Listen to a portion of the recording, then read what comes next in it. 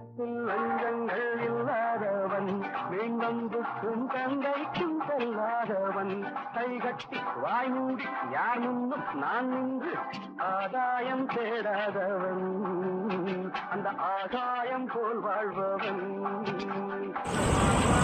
உயிர் போகிற நிலைமையிலையும் இந்த முருகன் சிரிச்சுக்கிட்டே சாவுவான தவிர எவனையும் கண்ணீரோட கெஞ்சிக்கிட்டு சாகமா.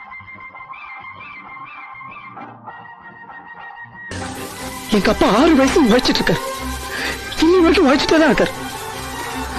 யாரு என்ன தெரியுமா, எங்க அப்பா இனி இருக்கிற காலம் பூரா ஏன் சம்பாத்தியம்